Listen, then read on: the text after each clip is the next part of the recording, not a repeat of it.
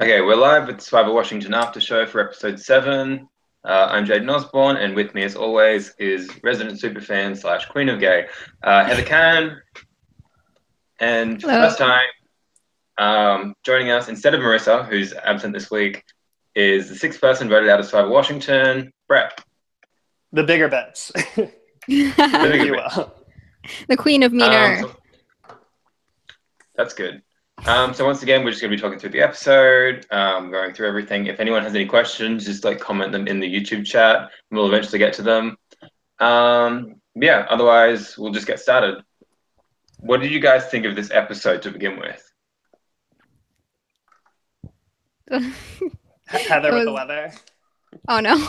It was just intense. It was like it was hard to even keep track of what's going on because everyone's changing their mind so much and everyone's so stressed out. It's definitely changed a lot from what we've seen. Was this the first vote that we had other than like a one vote thrown for like idol safety that wasn't completely unanimous?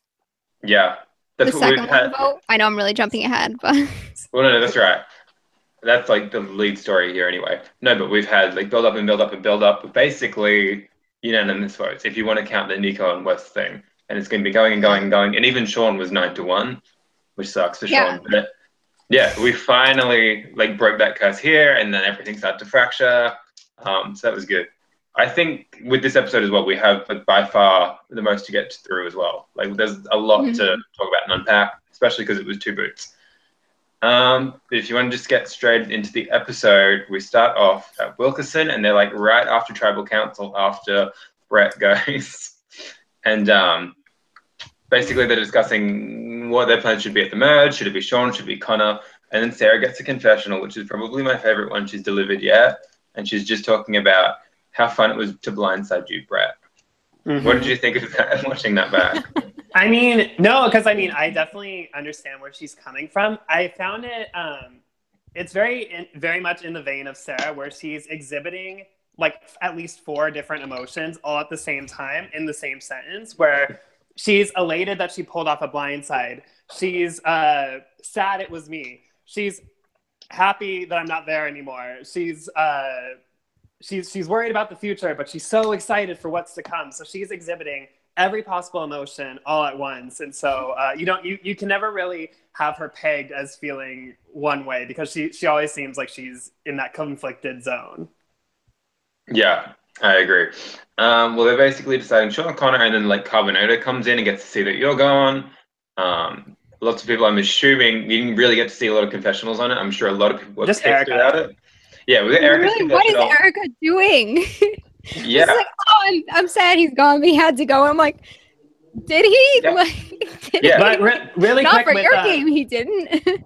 With the scene that's after I leave, and then they're talking about what's coming at merge, and Lindsay is very quick to be like, okay, so Sean and Connor are the first 2 to go, right? And it's again another situation where it's like, these are old carb names that she's like throwing out. She's not saying like, oh, we like Stefan could be a target or whatever. She's going directly for old cards because she wants to have her cake of old Wilkerson and her new cake with the Girls Alliance, and everyone is just like, yeah, that sounds great. Let's keep checking my alternative numbers out. Yeah, no, I agree. She was leading the conversation with that, and even Kitty, who should ideally have the same like interest as her because she's always been on Wilkerson too. She was just kind of sitting there staring at her like a deer in headlights. Like she wasn't contributing. She was just kind of looking back. It was really just Lindsay and Emma going back and forth. And I'm really curious as to what Setu thinks, that they're all suddenly like throwing out guys' names and saying, we're going to get the guys, we're going to get the guys, and Setu's sitting right there. Well, it's none of his business, apparently, as we learn later in the episode. Yeah. No, both of you individually like messaged me about that quote.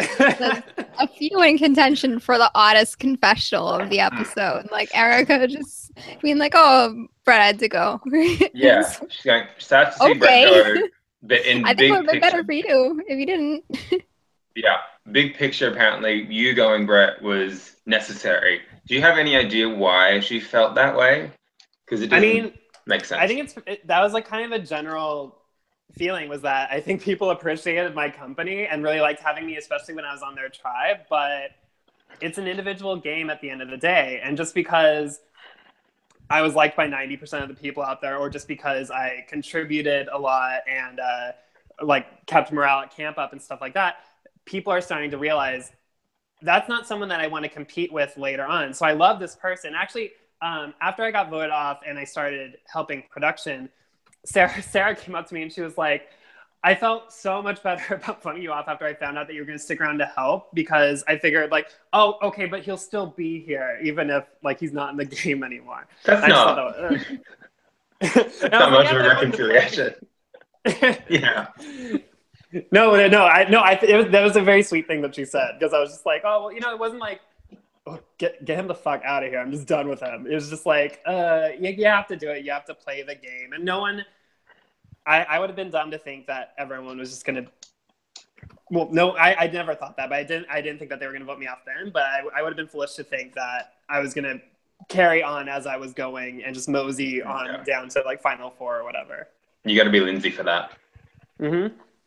Anyway, we get Kitty walks off for some reason. I don't know why she walked off. I'm guessing Hunter like prodded her. She yells out, "Oh shit!" like she's been murdered. Yeah. But then she sees the merge feast. Everyone freaks out. Like, I'm sure you were there, but like it seems like you wouldn't know that they've only been out in the Orting for like a day, because they're freaking out. They haven't had food for like a month. All we had were Blancherios, and it was maybe like 4 hours in, and we already started talking about foods we were missing. Like, we had gone completely feral. What's Lord of the Flies? We'd gone full Lord of the Flies already. But that's just the mentality that you have. Yeah, the timeline of this episode, like, I don't feel like it's the same day that West got voted out. Like, it's still Connor's birthday, but I feel like that was like 3 weeks ago. Everyone screaming for hot dogs, which isn't that good. Stefan says, "This is the greatest day of my life," and just the prospect of eating hot dogs after like 24 hours of Cheerios. That's about it. Lindsay's excited to be dateable, which she'll mention a couple times throughout the episode. Yeah, I feel like there were times in college when I was just too lazy to leave my dorm and just had snacked on something a little bland here and there throughout the day. Like, I feel like that happened plenty of times. So it's I didn't get the whole being so like elated about the food, but maybe it's just because I'm a tiny person, so I don't really need to consume much because I'm like the size of a middle schooler. I got so pissed because I was officially the last one to eat, because I didn't make the merge, but like the next caravan going to Hunter's parents' house wasn't going to be for like another 2 hours or so after. Wait, was it? I think we officially went to go take showers after Sean was voted off. I think because it was still daytime. I think we took showers like right then. But I still hadn't eaten, and then I'm like, wait a minute, I'm not on the show. I'm not eating. These people have all lasted longer than me, and they're all feasting right now, and I have nothing to eat. Huh. Well, okay, this is where we get Emma finds her first idol in the span of like 10 minutes. Right. She basically, if anyone in the chat's confused, what happened was the last pre-merge challenge where everyone had to run into the bush and get bags. We had cameras and stuff there. The footage got deleted. It was a bit of a fiasco. But the idol was hidden in the challenge there. Emma found it. And this was just like the best way to kind of try to salvage it that Hunter saw fit. So it had to be explained this episode, but basically, yeah, she found the idol last episode.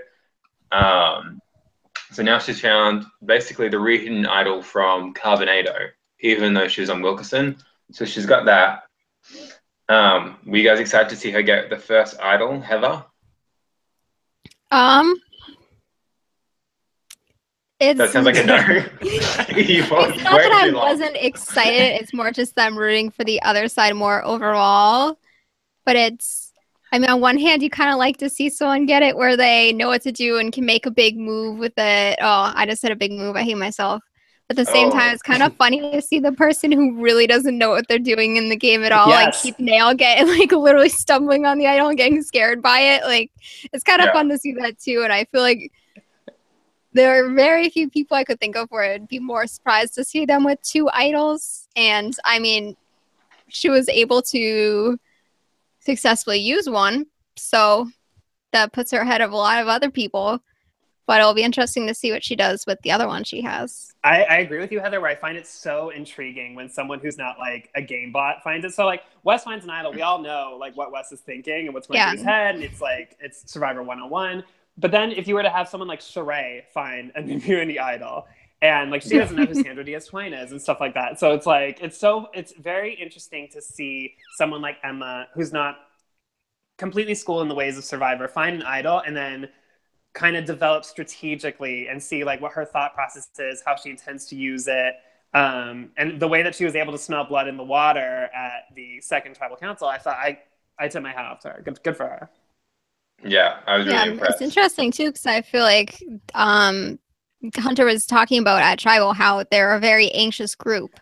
I think she's the one that really isn't anxious at all. Like, I mean, obviously she knew to play the idol at that point in the game, but overall she's been the most confident person by far. Like when he asked, like, did you guys think that you were gonna make the merge? And she was like the only one who like never doubted that she was gonna make it.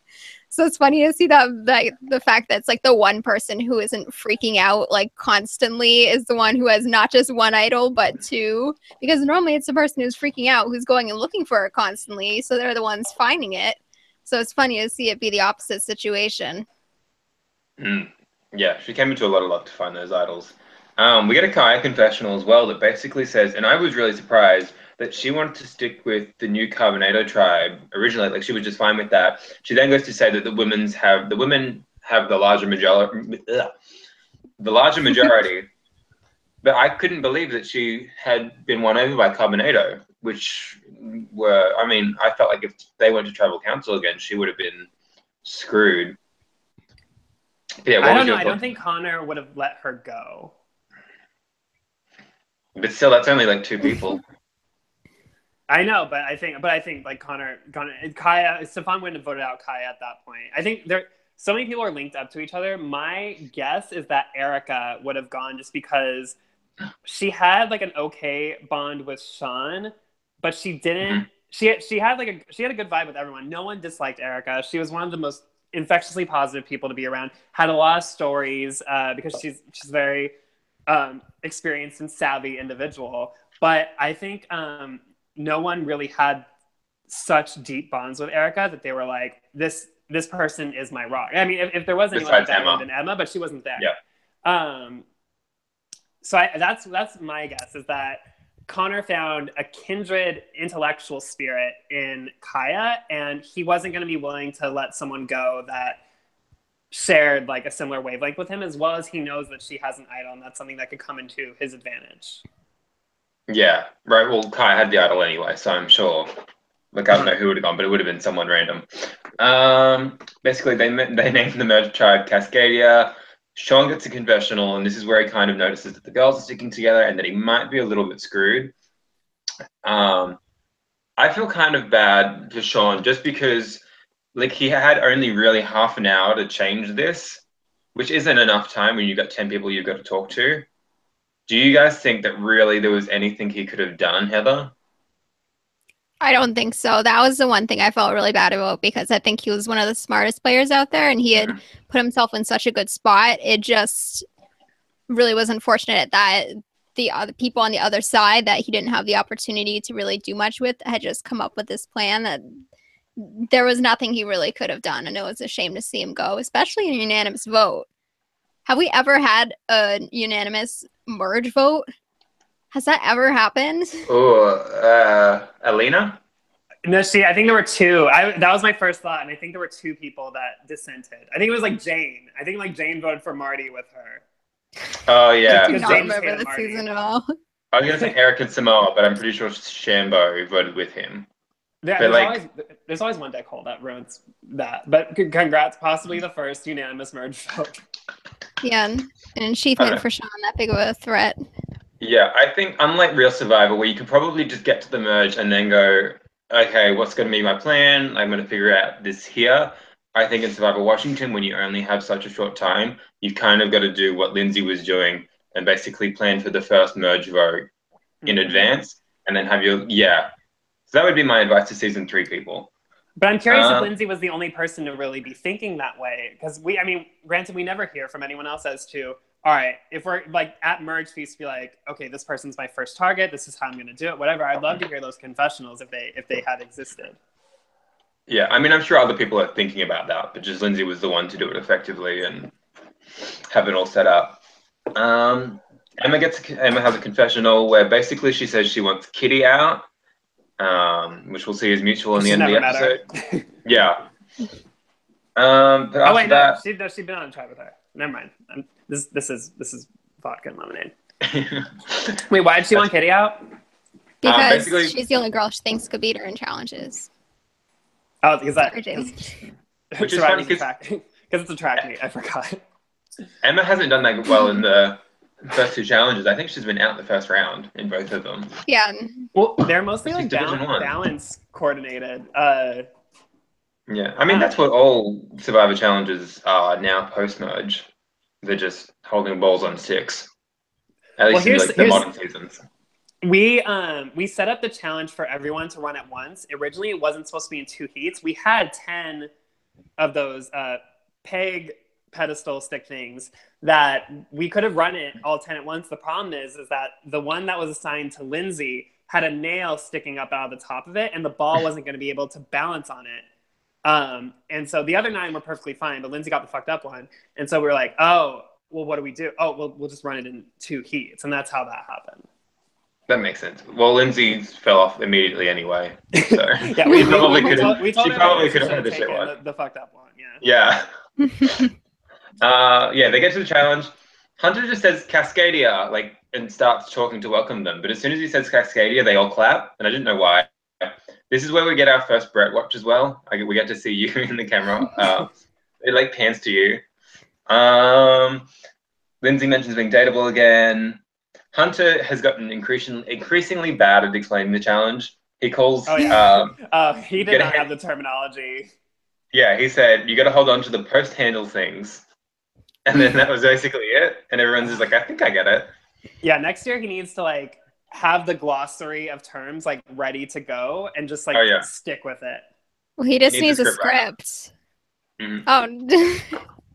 Oh, hello. There we go. Kitty wins immunity. I noticed when Kitty and Setu was squaring off, they both were on different beams. Setu started the challenge, and the beam was on a 45-degree angle and bending and stuff.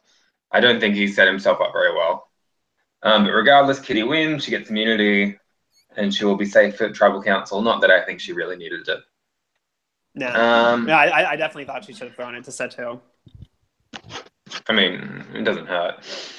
But back because you have Emma saying this person beat me. Granted, she didn't know at the time, but that's true. Hindsight's funny. Back at camp, we get. I think this is Connor's only confessional of the episode. Uh-oh. No. Heather. Getting strong vibes from Sarah or Emma. And he's just going to quickly check in. Cut out for a second. Start the quote over. Confessional. Oh, yeah, sorry. Connor confessional. Basically, he says the first day for him was just mistake after mistake after mistake. And he doesn't get strong vibes from Sarah or Emma, who are on the old Carbonator tribe. He still trusts Kaya, but he just kind of feels like one of the new Carbonator people are going to be the first one out, which is eventually correct. Would you summarize his game as mistake after mistake? Though I thought that was on day one, Brett. I thought that was being overly harsh. I mean, he's very self-deprecating in general. He knows that it was made clear to him, I think, after we swapped, that had we lost a second challenge in episodes 2 or 3, it would have been very difficult to save Connor, and he probably would have gone home. But I don't think that's an error to his game. I think that he just sucked at challenges, and that's just how it was. Yeah. As of episode 4, when Wes started acting like an idle lunatic, and then Emma got paranoid that he was throwing everyone under the bus and telling people different names and blah, blah, blah, Wes would have gone episode 4 and onward. So I really don't think that Connor's game was chock full of mistakes at all. It was chock full of lack of athleticism, if nothing else. But he's played nothing but solid from a strategic point of view. He made solid enough partnerships to gain a majority on his swap tribe.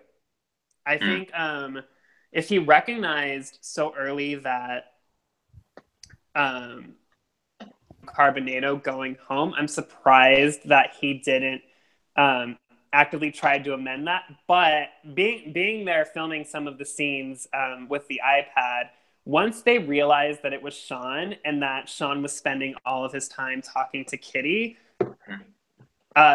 Stefan, they didn't know why he was talking to Kitty, Stefan and Connor. They were like, why is he spending so much time with Kitty? Like, what's going on? He's never even been with Kitty. They've never even been on a tribe together. Why are they even conversing? He should be talking with like us and other people. And then that's how it was so easy for them to get on board with that. Yeah, that's what, because there was a conversation with Connor and Stefan at the well. Stefan says no one's talking at all, and Connor's like, you don't know that.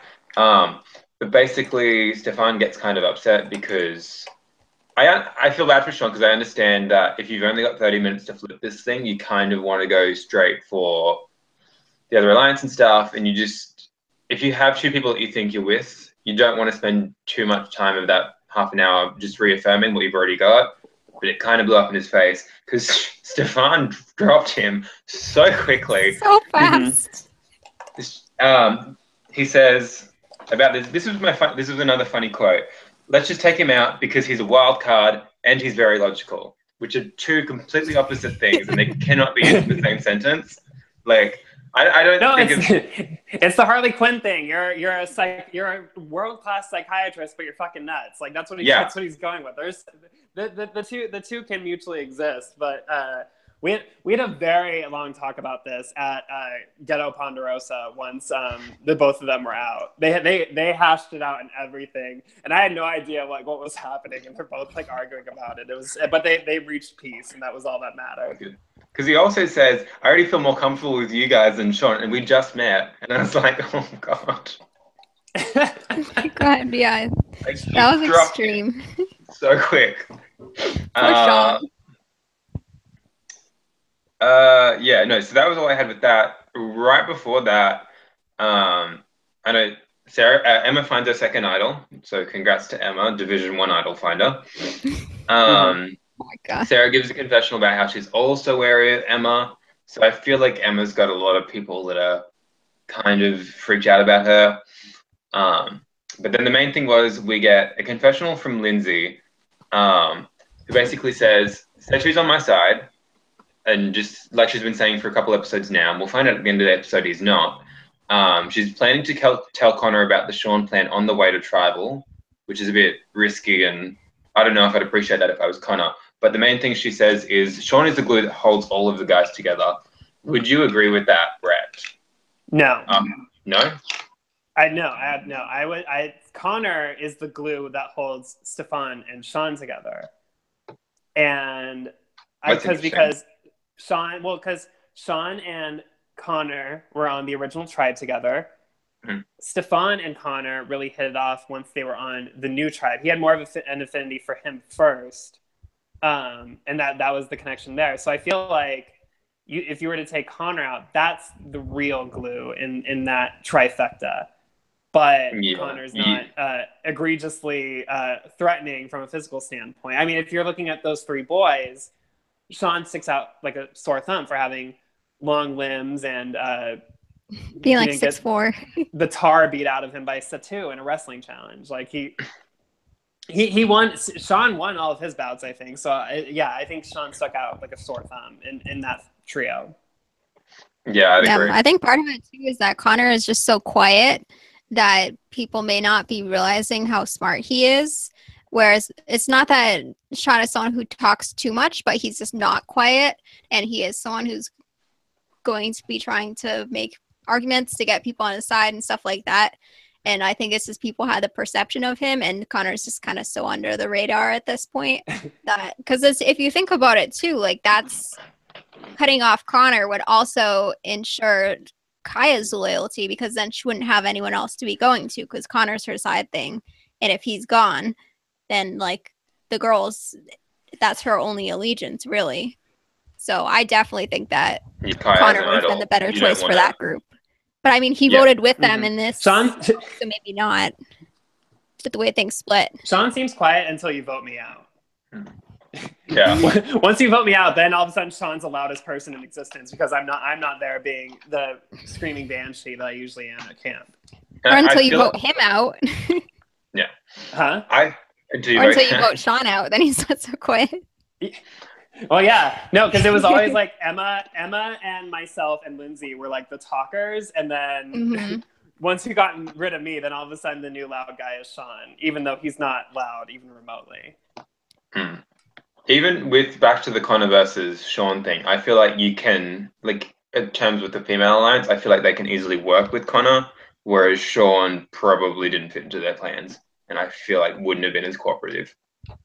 I think that Sean's female conduit to the, so I think what I did find interesting about the women's alliance was that each woman in the alliance had like in case of emergency contact that was a dude. So Lindsay had Satu, Kitty had Stefan, Kaya had Connor, and then you get to Sean, and the closest he had to a lady friend emergency contact was Erica, and she, in amongst the rest of the women, had the smallest impact in terms of strategy. And so Sean was going to be the easiest person to cut first because everyone else is kind of wanting a guy to go, but not willing to cut their, in case of fire, pull this lever person. Yeah, that's a good way to put it. Do you think, well, first to Heather, then to Brad, but do you think that in hindsight now, getting rid of Wes was a mistake just because Sean had no shield or no buffer at the merge? And I feel like if you have Wes there instead of Stefan or Kaya or something, I feel like 100% of the time they target Wes over Sean. Yeah, what do you think, Heather, first? Yeah, I mean, maybe just seeing the way things have been going for them in hindsight, it probably wouldn't hurt, but just thinking back, it's just he had made himself into such a wild card that I don't think they really could have made any other choice at that time. And what about you, Brett, with your inside knowledge? I do think that Wes was like such smoke and mirrors for everyone else that it would have been better for Sean to have kept Wes around, if nothing else, than to smoke out two idols, because Wes would play idol, Kaya would have also played an idol had Wes played his, and then those are two idols that were not in Sean's possession that weren't necessarily going to be used to his advantage. That he could have gotten now at the time. Granted, I'm not certain. I don't think Sean knew about Kaya's idol at that moment in time. Maybe he did, maybe he didn't. I think he said in confessional that he did, and that's why he got Stefan to vote for her. I think. So for me, like scenes of me where I just like I hate idols so much. I have an episode title that's about hating idols. I have Satu made me a fucking gif of me doing like my police drugs like sketched out when it comes to like possessing an idol. So granted, I'm not Sean, and Sean's a lot more calm of a person and more rational of a person than I am. But my strategy is always going to be to get the idols the fuck out of here. Let's play a clean game. I don't want to go out because of this. And I don't want to have any part of it. If I were to find an idol, I don't even think I would keep it. I don't know what I would do. I'd play it on someone else, if anything. To like curry favor. I don't know. But yeah, I do think that it was, if I were Sean, that's what I would have done. But I mean, there's so many what ifs when it comes to this game. Yeah. What do you think, Jaden? Whether he should have kept Wes or not? It just comes down to whether or not how much damage keeping Wes would have done, because everyone wanted to get rid of him at that point.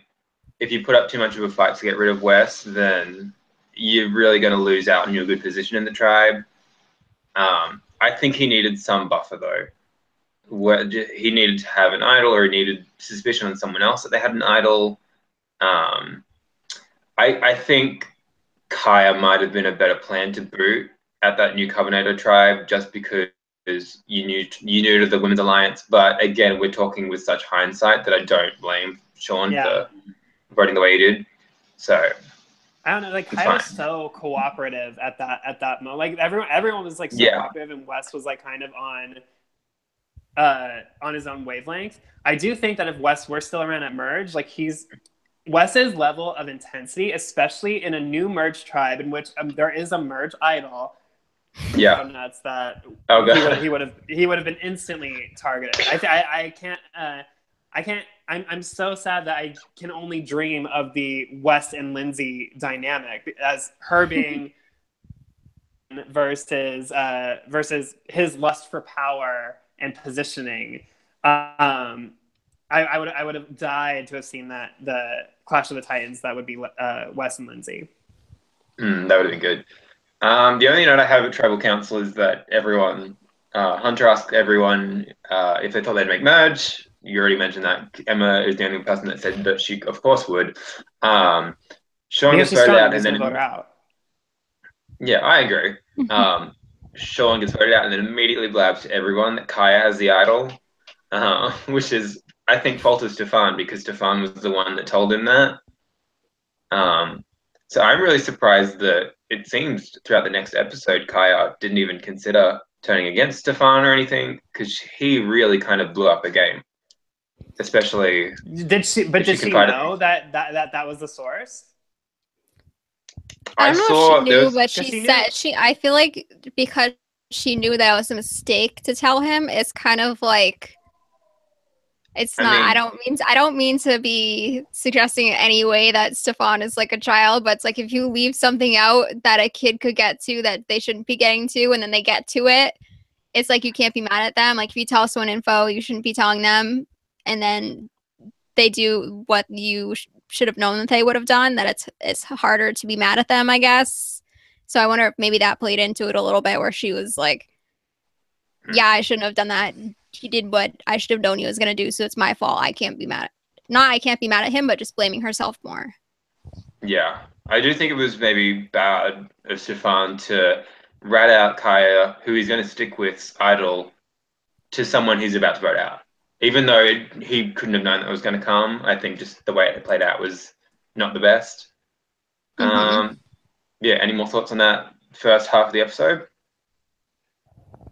Sean there was really one more. Yeah, I love Sean. I'm sad he's gone. Apparently the viewers are too. He did not win the game, but he won their hearts from what I've seen. Oh yeah, so many people want to have sex with Sean on Reddit. Which granted, yeah. I'm really irritated because when I was voted out, I did not receive similar sentiments. I don't know what the gay male viewership of Survivor Washington is, but you know what? I can't be mad at it. Sean's a good-looking dude. So is Satu. I can't get too mad. Yeah, so I saw all the Satu comments on Reddit. Oh my gosh! So in my bed, and then Satu is like, I want Satu on my bed, and then Satu like mentions like the quality of the mattress or whatever. And it's like, oh god, this is so extra. I love it. But Sean was one of my favorite people to play with insofar as like I don't respond well to Wes and Emma are fun because they keep the game going, but at the same time not fun because the level of intensity doesn't allow my heartbeat to slow down. And I really appreciated Sean because he had that level of logic and reason and sanity that kept my heart rate low, that I was completely at ease when I was strategizing with Sean. I didn't feel like the world was on fire all the time the way that I did with Wes or with Emma. And so that there was always something comforting about having Sean around. And I definitely miss playing with him. Yeah, I think Sean was a really good player this season. I think just merge boots are typically good players. I think even though he didn't make jury, he definitely had the potential to do that. It was just the way the cards were dealt. But overall, right. I would nominate him as a really, really good player. Yeah, if he just got a little bit more luck his way, I think he very easily could have won. Yeah, I agree. But anyway, we head on to the next. He seems like a prototype for a strong player. Yeah. Go ahead. Yeah. Okay, we head into the next challenge. I don't have any notes on this, but it's basically just I think they played it in the Philippines where they hold the idol and they just kind of like balance it and they're going to knock it off. I noticed that I think my strategy in this would just to stay completely still, because I think half the people just like the idol fell off as they were walking to the other person, like there was no actual physical contact. Yeah. You throw it up as high as humanly possible and then just go fucking haymakers and just like get them. Like that would have been my strategy, because in the time that it's soaring in the air, just lunge, and either they Yeah. fall back or you hit it and it's done. Yeah, there were a lot of like pitiful performances in this. Setu wins this one.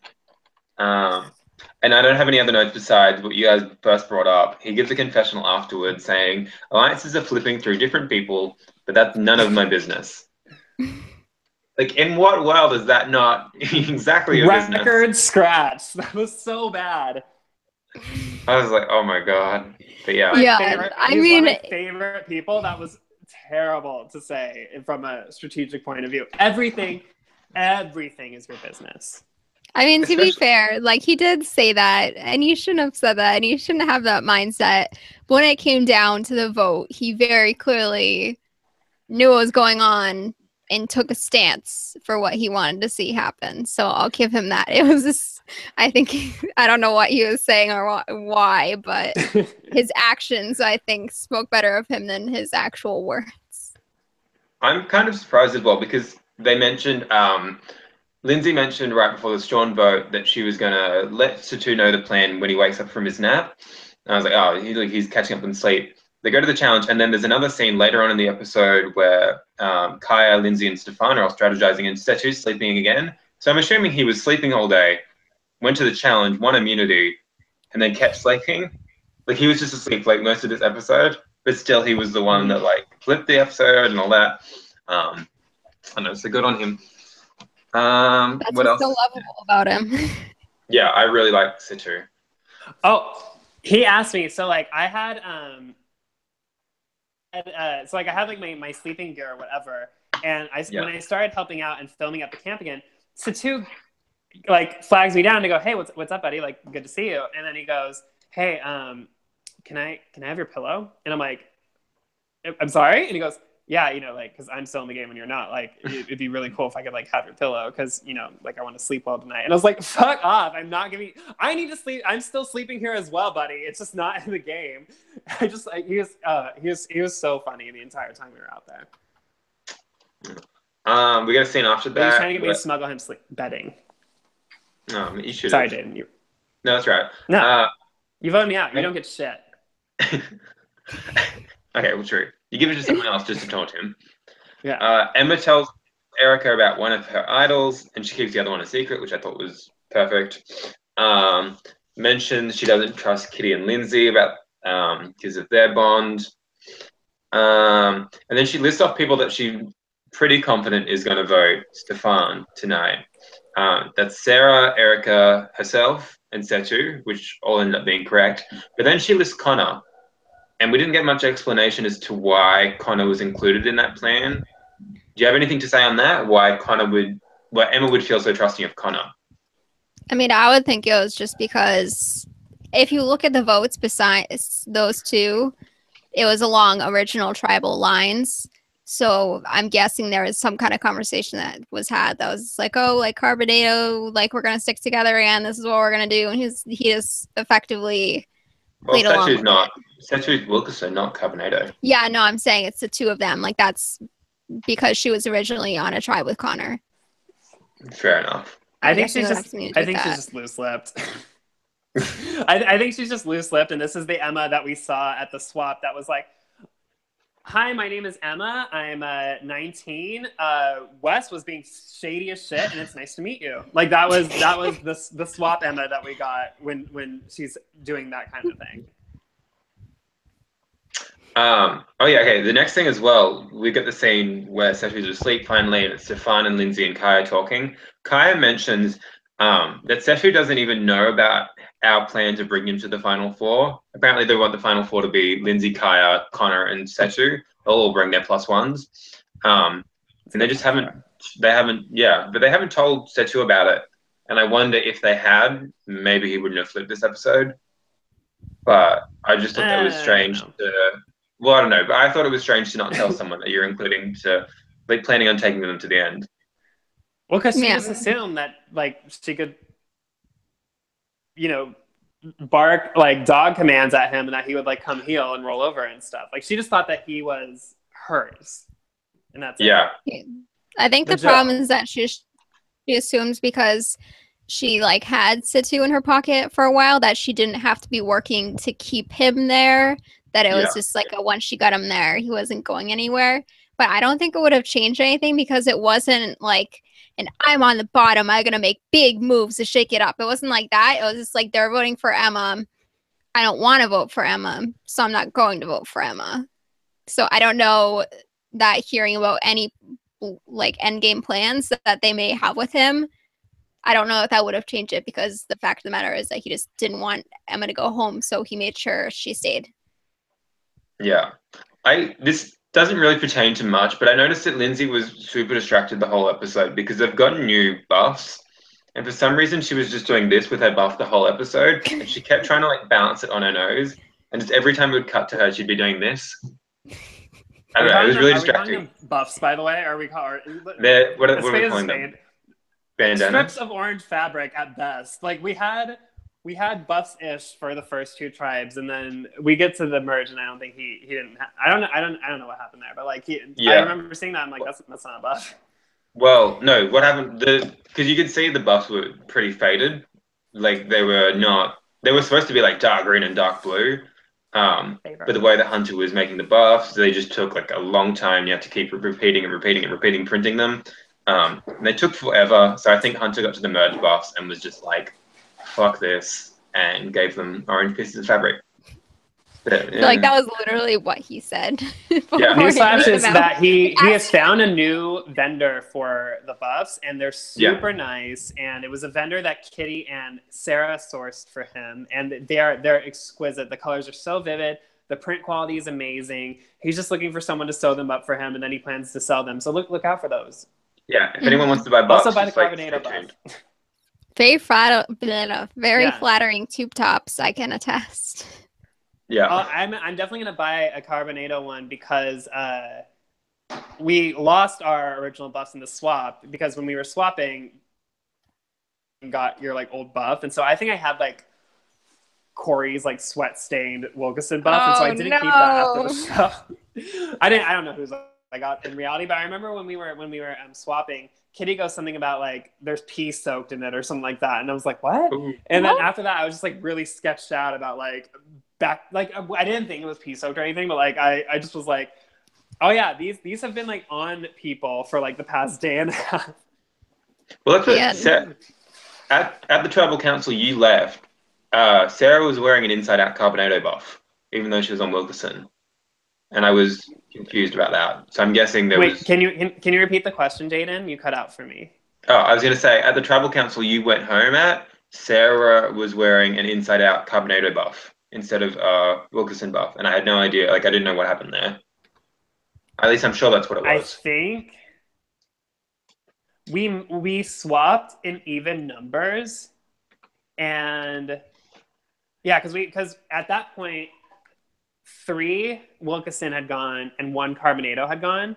Yeah. And we put the buffs in like the urn or whatever. And then we figured like Hunter did the math and he realized like, oh, and Nico all left with their Wilkeson buffs. They didn't have any extras because who needs extras? God.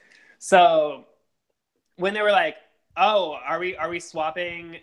Is it like the Marquesas swap where one tribe was going to have 8 and the other tribe was going to have 5? Or are we swapping even 6 and 6? And once it was determined we were swapping 6 and 6, he realized, oh, I have extra Carbonado buffs and not enough Wilkeson buffs. And so we turned 1 inside out. And so if you got the inside out buff in the draw, you were Wilkeson. And so Sarah received that buff, and so she just wore it inside out for like the entire time. That's what I think what happened there. But I know that we had insufficient buffs and that we turned 1 inside out. Yeah. Well, next season we seem to sort that out, and they all look really great. Oh yeah, I'm so jealous. I want to be on season 3 and not. I want to cancel this season and be on season 3. The art direction looks great.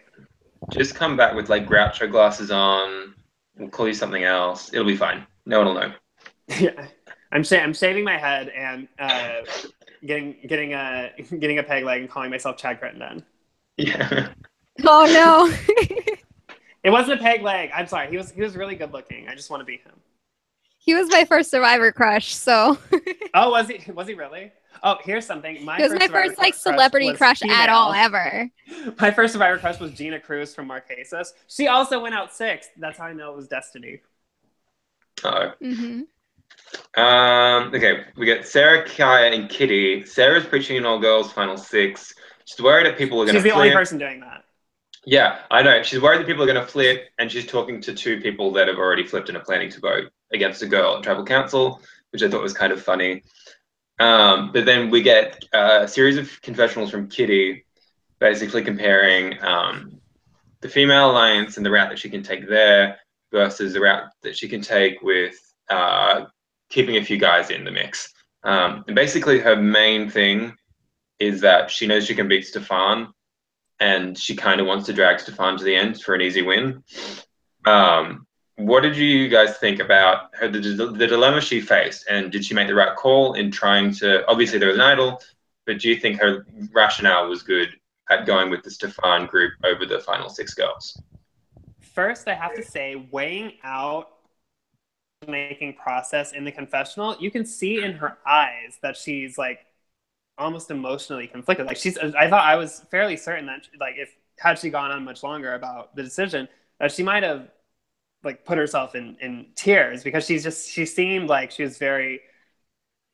She was pretty like much she was there. in between Yeah. logic and a friend, and so I think like she was like really juggling do I ride the Lindsay train until it's time to cut Lindsay, or do I say fuck all of that and keep Stefan as my ride or die?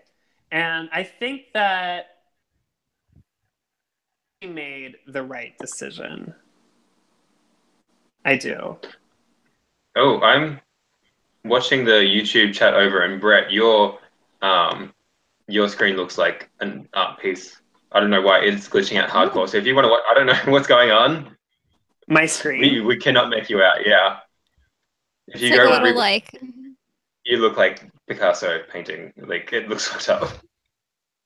Can I be heard? Am I Yeah. heard right now? I assume so. If anyone is having trouble hearing Brett in the chat, just let us know. And yeah. Anyway. Yeah. Heather, what did you think about Kitty's dilemma? Yeah, I mean, I wasn't even thinking about whether or not it was the right decision because I just loved that Kitty is like this Shakespearean, like dramatic characters in like a 3-day Survivor season. Like I adore her for that. She's like holding the up, fact she's that we're holding getting up the so many skull and emotions like out of monologuing her. to it. Like her emotional highs are so high, her emotional lows are so low. You can see her shock, her surprise, everything on her face, and that's why I love her so much. Mm. So I wasn't even thinking about that. I was just like, I love Kitty. She is so great. Like, I don't know what decision she's going to make. I don't know what the right one is, but I'm excited to see what she does. Yeah, well, that's all I have until we get to Tribal Council. Do you guys have anything else? Or do you want to? Okay, well, this is, I think, by far the best Tribal Council of the season so far. I don't have that much until we get to the votes, but one thing I had was Stefan give us a quote where Hunter asked him what's going on with the tribes, and he says, I think there's a cold war going on between 2 groups who are trying to keep their allies together. And everyone looks around like, what? Stefan asks him what the sides are, and Stefan's like, I don't know. And then you see like Emma look around to Sarah being like, me, Emma's shrugging her shoulders, Kitty's looking confused. I don't know what he was saying there, because I wouldn't have described it as a cold war. I thought there was one alliance, people flipped on it. But Yeah. With Emma after the season, she said, "You know what it was that tipped me off?" Because that was my first question. I go, "You have the wherewithal?" Because I didn't take Emma for someone who had like a lot of awareness. I thought, or rather, I thought that she was someone who had such firm beliefs in her squad that I didn't think that she thought anyone was skipping a beat. So when she played the idol, I was so surprised because I find her so headstrong that I didn't find it possible. So I go, what on earth possessed you to play the idol? Correctly, granted. And she goes, the second Stefan said Cold War, I took pause and I realized that maybe there's more to the picture than I realized. And then I said, look, I have 2. I think she said, if I only had 1, I probably would have toyed with the idea a lot more and I might not have played it. But because I had two, I couldn't afford to just be too lofty about it. I had to play one. Oh, that sucks for Stefan. Yeah. Actually, well, one of the things I wanted to talk about is Setu flips and Setu votes with Sarah, Erica, Emma. No, Who's the other just person? Sarah and Erica. It was just Sarah and Sarah Erica. Oh yeah, sorry, yeah. But overall, Emma threw her vote away. But overall, it would have been 5-4 basically. Lucky Setu, you got lucky, and Emma had an idol. I'm not sure what Setu's plan was because if Emma didn't have an idol, he would have just been flipping into the minority, and his vote wouldn't have mattered. Right. And he would have been pissing off Lindsay. And so I don't know. Do you guys have any insight as to why Setu flipped? I mean, it seems odd that no he would flip and wouldn't tell that. Like, if he's going to vote with Emma and wants Emma to stay, you would think that he would tell her, hey, Maybe there's votes coming your way. Well, he might have, and that might have helped. Do you know if he did or not? I feel like Hunter said that he did, but I'm not positive. I feel like Hunter mentioned that Setu also gave Emma the heads up that she was getting votes, which maybe like that made the difference. Do you know anything about that, Brett? No, I don't. I don't at all. Because I was busy like setting things up and getting everything else ready, so I wasn't there for a lot of the pre-tribal camera time. Yeah. Because a lot of my time, if I wasn't filming was something that I did in my spare time. If the challenge was finished being set up, if tribal was finished being set up. Also at that time, we were clearing out the camps for Carbonado and Wilkinson since they were done, and we wanted an efficient set cleanup once the show finished taping.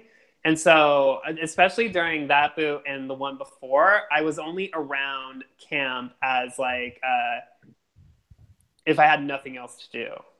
I was much more readily there in future episodes once Carbs and Wilk were set up or were stricken. I did find it interesting. Emma votes for Lindsay. And I wonder what would have happened if she had somehow signaled to like Setu to say like, "Hey, vote for Lindsay," or like if someone else had joined the vote for Lindsay. The idols played. It ends up a 2-2 tie between Stefan and Lindsay, and what the runoff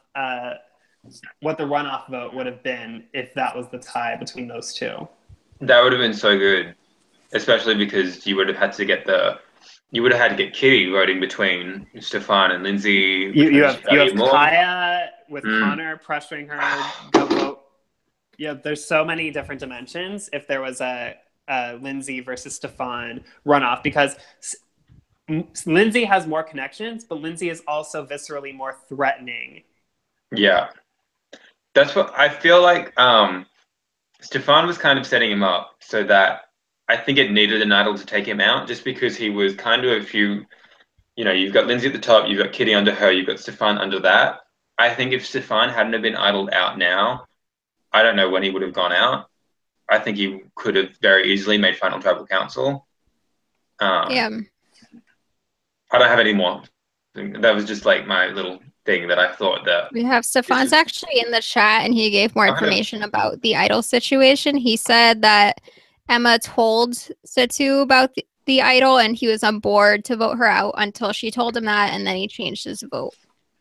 So that's what he's saying happened. Yeah, okay. Well, then that's good. Okay, well then, sorry for Setu for doubting you. Okay, well that was a good plan. We have, Emma plays her idol. Meanwhile, Lindsay and Kaya are still like bickering back and forth. They don't even look at Emma while she goes to play her idol, which I thought was surprising. Like they were so just like enveloped in their conversation about which one of them is going to play it. Turns out neither of them play it. But Lindsay gets up. She's about to play it. Kaya stops her, and then Lindsay kind of goes to justify why she thinks she needs it. And she goes and points out at a couple of the girls who she thinks have turned on her. She says, Emma wouldn't look at me, which is fair enough because she did vote for her. Sarah wouldn't look at me. And then she also points at Kitty and says, Kitty was putting her hand on her mouth, that she doesn't, which... This was so bad. I know, because I think that's awful. I mean, it's awful for Kitty once because she spent so long. Do I make a move? Not making a move. Do I make a move? She finally tries to make a move. Emma plays an idol. Her number one ally goes out. Then she gets her number two ally saying that she thinks she's flipped out that tribal council, and then it also burns. Like for Lindsay, you're just saying I these thought two it was people I don't bad. trust you. I thought it was bad on Lindsay though. I think this is like the first faux pas I've seen from Lindsay all season where she feels like she's in mortal danger and instantly she throws 3 people under the bus. This person's not looking at me. This person put their hand over their mouth. And she is saying, I think that this person voted for me. I think that this person joined the brigade. I am so shocked that she would immediately sell out Sarah and Kitty and was it Erica? Who was the other one? Emma. Emma. Yeah. So I think the only really mistake was Kitty. But if anything, she needed to be quieter until Kyle. I noticed people were looking at me differently and blah blah blah. But she was naming names. It was audible. It was I think that was just not good because if these people either sided with you or didn't vote against you, then all of a sudden you just look like a dick calling out Brutus at everyone when it's all in your head. And so yeah, because there was no. Yeah, I was going to say there was no plan to get rid of her at all. She had the one vote, but I think that Lindsay's paranoia did her well in a lot of ways, insofar as she was able to pre-plan to the point where she got people out that were threats to her game before they fully bloomed as threats to her game. She cut them while they were babies versus waiting for them to become an adult and come at her. But at the same time, there are times where being paranoid is a huge disservice to you, where you create threats where the threats don't exist. And so her level of frantic nature in that moment was a huge mark against her. And so we'll see if that is something that a focal point in future episodes. Yeah, I think that the way things played out worked out very well, if by luck more than by like her own choices for Kaya, because I mean everyone knew that she had the idol now because of Sean, so that's this huge kind of like target on her back that now she's gotten rid of it.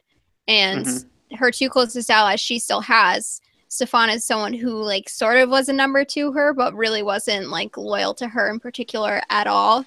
So I feel like in a way this was kind of a very good outcome for Kaya, because now she doesn't have the idol. There's not going to be as much focus on her, and she still has people who are close to her. And I think that of the people in her group, she lost the least with Stefan going home. So it worked out well for her. She has the same options I spoke of in my last exit interview, where she has new cards and she has the women. And playing her idol did take a lot of attention off her. Also, she was willing to play her idol on Lindsay, which I'm sure buys her a fair amount of clout with Lindsay in particular, who is a major kingpin. So I very much think that Kaya continues to put herself in a strong position, even if she did misplay her idol on a technical level. Yeah, no, I agree. That's all I have for the notes. Do you guys have anything else to add from that tribal council? Well, is this including stuff for next week or whatever? Yeah, you can. I know I'm the only one making predictions or whatever. Well, but it wasn't until I rewatched and like thought it through that I realized how interesting it's going to be next week. Because I mean, unless they do the whole like blah blah voting block situation, like if it doesn't settle in at all, then what we're looking at based on the vote is that we have 4 people on one side, 3 people on the other side, and then Sue voted with the 3. So we could see a situation where it's not my business. Satu is the one who's deciding what happens. So in that regard, I'm really interested. And obviously there's so much that happened at Tribal that there's going to be fallout, like Lindsay, because I don't think Lindsay's going to even suspect that Satu was one of the ones that voted against her. So I don't think... I think it could be a situation where Kitty gets pinned for something she didn't do, which, like, God, she's already distressed enough as it is. But so there's just so many different things that could happen, and I don't think it's going to be another unanimous vote. That's for sure. No, I think Kitty lost the most with this tribal council. You could see her like just facial expressions, like she was mortified when she figured out it was going to be Stefan. Hmm. Yeah, I think she lost trust with Stefan. She lost a lot, and then I think Lindsay was kind of exposed a lot, as was Kaya. So I don't know, and everyone else kind of got to sit pretty that tribal council. Brett, you got one confessional in the chat. Basically, if you were on a swap tribe with Wes, would you have cooperated and got him out? It I'll depends. It depends on the makeup of the rest of the tribe. Yeah, I agree. If I'm still apart from Connor and Sean, my primary allies, then it's very likely that I would stick like glue to Wes, because I did. Even though I found Wes problematic in terms of his level of intensity, I think that Wes and I got along very well. I think that Wes had confidence in me as a player and as a potential partner. That I feel like I would have felt more comfort in the devil I knew than these other people. But it really depends on the makeup of the overall tribe. Chances are I would have cut him, but I'd say more likely than not I would have kept Wes just based off of comfort. But it really depends on how the tribe shakes up. Yeah, I mean, he was never targeting you or Sean. No, which is what I love about Wes. Everyone kept telling me, "Oh yeah, Wes is coming after this person and this person," and I'm like, "That's not Brett. That person You're is not also saying my not Brett. name. I am not hearing my name yet." Yeah. As far as I can't make predictions, but I do want to see Erica. I do want to see more Sarah, and I want to see more Satu. I think that those three players are really wayside in favor of the Lindsays and the Kayas and the Connors,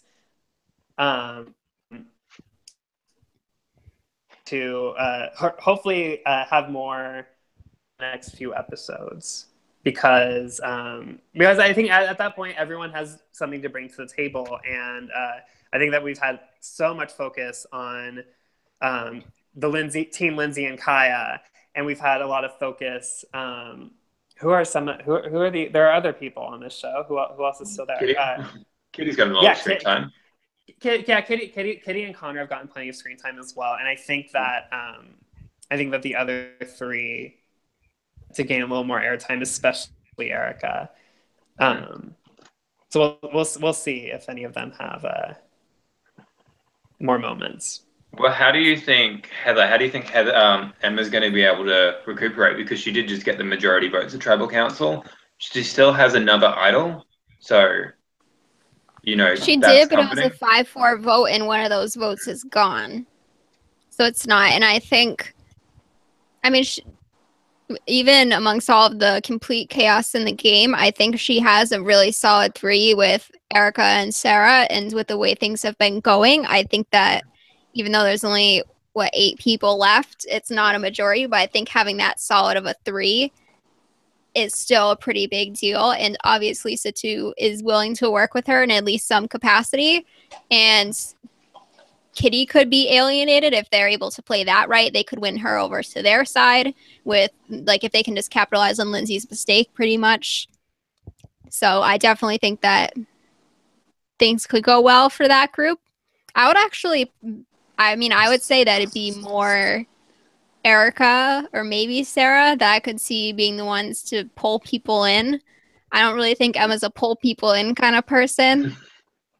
Like, I don't know that she's the one making those deals, and she's just such a straight shooter. I don't know that she could be the person that's like, well, I feel like she pulled just in capitalizing Satu. on something like that.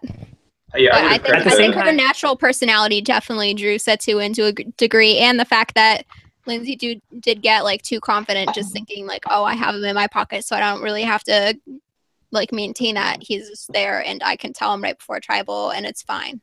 At the same time, in those 3 women, Emma, though she's the least skilled at corralling people, she's the only leader in that contingent. We haven't really seen a lot of leadership ability from either Erica or Sarah, to the point where I think that they do have better soft skills than far as on board with their agenda, but it's a matter of having the initiative and the assertiveness, and I don't think either is demonstrated this far.